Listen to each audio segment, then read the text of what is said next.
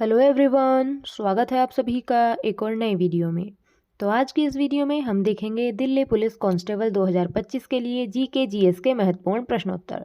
यह वीडियो आपकी दिल्ली पुलिस परीक्षा के लिए महत्वपूर्ण है, तो वीडियो के अंत तक बने रहें और यदि चैनल पर नए हों तो चैनल को सब्सक्राइब जरूर कर लें। तो चलिए वीडियो को शुरू करते हैं। पहला प्रश्न है, भारत में योजना आयोग का गठन कब हुआ था? प्रश्न है, भारत में योजना आयोग का गठन कब हुआ था? तो यह हुआ था 1950 में, ऑप्शन नंबर बी। भारत में योजना आयोग का गठन 1950 में हुआ था, ऑप्शन नंबर बी सही जवाब है। नेक्स्ट है प्रश्न नंबर 2।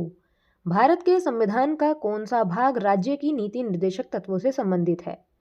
भारत के संविधान का कौन सा भाग राज्य के नीति निर्देशक तत्वों से संबंधित है?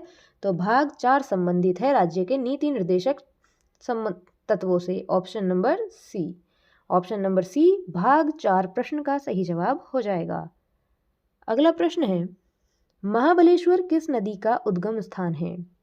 महाबलेश्वर किस नदी का उद्गम स्थान है? तो कृष्णा नदी का उद्गम स्थान है महाबलेश्वर। ऑप्शन नंबर ए, महाबलेश्वर कृष्णा नदी का उद्गम स्थान है। नेक्स्ट है प्रश्न नंबर 4। भारत में सामान्य सेवा कर जीएसटी किस वर्ष लागू हुआ? भारत में सामान्य सेवा कर किस वर्ष लागू हुआ?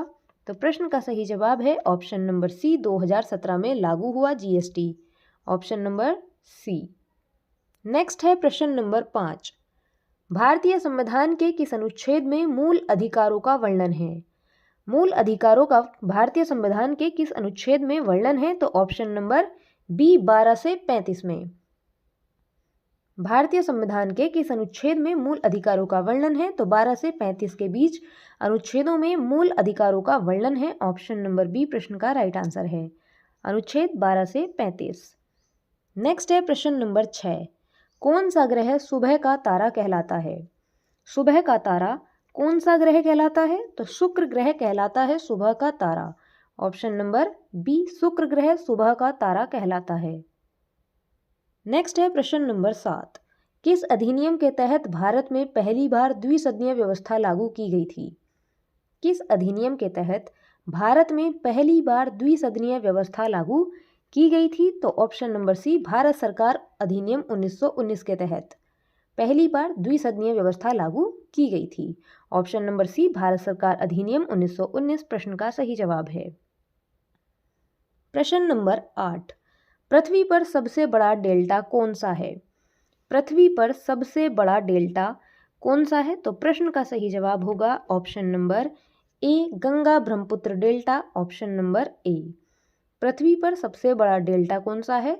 तो Ganga Brahmaputra delta. Option number A. प्रश्न नंबर 9। भारतीय रेलवे का मुख्यालय कहाँ स्थित है? भारतीय रेलवे का मुख्यालय कहाँ स्थित है? तो प्रश्न का सही जवाब होगा नई दिल्ली। भारतीय रेलवे का मुख्यालय नई दिल्ली में स्थित है। Option number B. प्रश्न नंबर 10। रेड डाटा बुक किससे संबंधित है? रेड डाटा बुक किससे संबंधित है? तो रेड डाटा बुक संबंधित है विलुप्त प्राय प्रजातियों से। ऑप्शन नंबर बी, विलुप्त प्राय प्रजातियों से संबंधित है red data book. Option number B. Next है प्रश्न नंबर 11। भारतीय संविधान में आपातकालीन प्रावधान किस अनुच्छेद के तहत आते हैं? आपातकालीन प्रावधान किस अनुच्छेद के तहत आते हैं? तो अनुच्छेद 352 से 360। Option number B. Option number B, अनुच्छेद 352 से 360 के अंतर्गत आपातकालीन प्रावधान आते हैं। Option number B. प्रश्न नंबर 12। किस शासक ने अजातशत्रु की उपाधि धारण की थी? अजातशत्रु की उपाधि किसने धारण की थी? तो सम्राट अशोक ने धारण की थी अजातशत्रु की उपाधि। ऑप्शन नंबर बी, सम्राट अशोक। प्रश्न नंबर 13। भारत के किस राज्य में सबसे अधिक जनजातियां पाई जाती हैं? भारत के किस राज्य में सबसे अधिक जनजातियां पाई जाती हैं? तो option number D, Arunachal Pradesh में। अरुणाचल प्रदेश में भारत सर्वाधिक जनजातियां पाई जाती हैं भारत में। Option number D, Arunachal Pradesh. प्रश्न नंबर 14। दक्षिण भारत में चोल वंश की राजधानी कहाँ थी? दक्षिण भारत में चोल वंश की राजधानी कहाँ थी? तो दक्षिण भारत में चोल वंश की राजधानी थी तंजावुर में। Option number B. Option number B, Thanjavur में थी दक्षिण भारत में चोल वंश की राजधानी। नेक्स्ट है प्रश्न नंबर 15। स्वर्णिम चतुर्भुज योजना का उद्देश्य क्या है?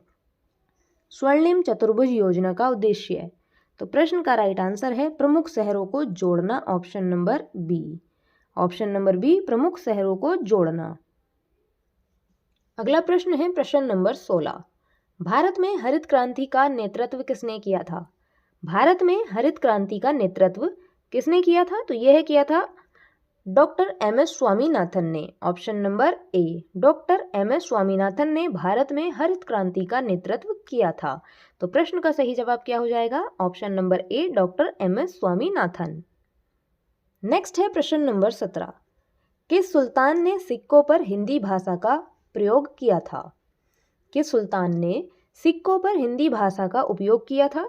तो शेरशाह सूरी ने सिक्कों पर हिंदी भाषा का उपयोग किया था। ऑप्शन नंबर बी प्रश्न का करेक्ट आंसर है, शेरशाह सूरी। नेक्स्ट है प्रश्न नंबर 18। भारत की सबसे लंबी तटरेखा किस राज्य की है? भारत की सबसे लंबी तटरेखा किस राज्य की है? तो गुजरात की है। अगला प्रश्न है प्रश्न नंबर 19। प्रथम पंचवर्षीय योजना का मुख्य उद्देश्य क्या था? प्रथम पंचवर्षीय योजना का मुख्य उद्देश्य क्या था? तो कृषि विकास था। Option number B. प्रथम पंचवर्षीय योजना का मुख्य उद्देश्य कृषि विकास था। Option number B. नेक्स्ट है प्रश्न नंबर 20। कौन सी नदी भारत का शोक कहलाती है? कौन सी नदी भारत का शोक कहलाती है? तो प्रश्न का सही जवाब है option number B. Option number B. प्रश्न है भारत का शोक कौन सी नदी कहलाती है? तो भारत का शोक कहलाती है दामोदर नदी और बिहार का शोक कहलाती है कोसी नदी। तो प्रश्न का सही जवाब होगा ऑप्शन नंबर सी, और कोसी नदी बिहार का शोक कहलाती है। कोसी नदी बिहार का शोक कहलाती है और भारत का शोक दामोदर नदी कहलाती है। नेक्स्ट है प्रश्न नंबर 21। मौलिक कर्तव्यों को भारतीय संविधान में कब जोड़ा गया था? मौलिक कर्तव्यों को भारतीय संविधान में 1976 में जोड़ा गया था। Option number B.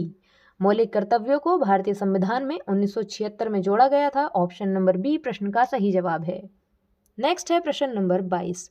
भारत में सबसे बड़ा वृक्षारोपण वन आवरण किस राज्य में है? भारत में सबसे बड़ा वृक्षारोपण किस राज्य में है? तो मध्य प्रदेश में है। ऑप्शन नंबर ए, मध्य प्रदेश में है।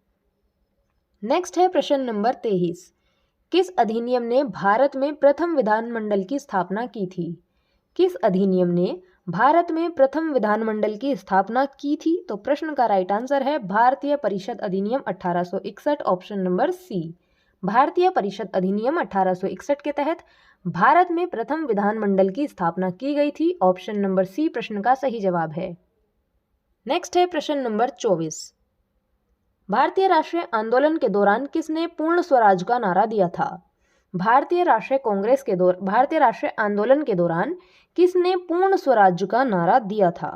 तो यह दिया था जवाहरलाल नेहरू ने। Option number B. Option number B. Next है प्रश्न नंबर 25। किस मौर्य सम्राट ने पहली बार अपने साम्राज्य की सीमाओं पर धम्म महापात्र नियुक्त किए थे?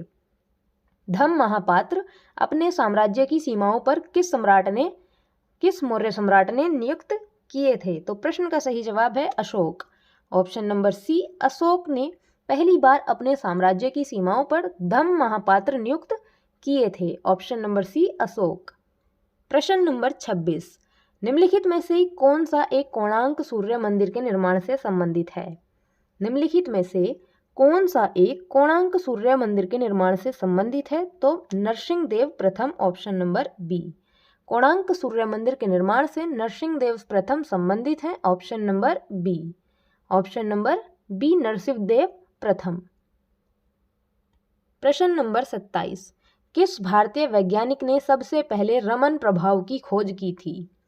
रमन प्रभाव की खोज किस भारतीय वैज्ञानिक ने सबसे पहले की थी? तो ऑप्शन नंबर ए, सीवी रमन ने की थी। ऑप्शन नंबर ए, सीवी रमन। नेक्स्ट है प्रश्न नंबर 28। भारतीय संविधान में न्यायिक पुनरावलोकन की शक्ति किससे ली गई है? किस देश से ली गई है? तो ऑप्शन नंबर बी, अमेरिका से ली गई है न्यायिक पुनरावलोकन की शक्ति। ऑप्शन नंबर बी, अमेरिका से।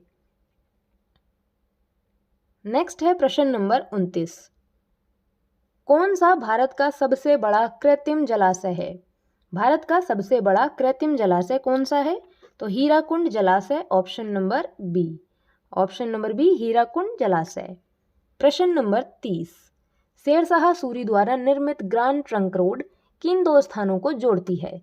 दिल्ली और कोलकाता को, या फिर अमृतसर और कोलकाता को, या फिर पेशावर और कोलकाता को, या फिर काबुल और कोलकाता को?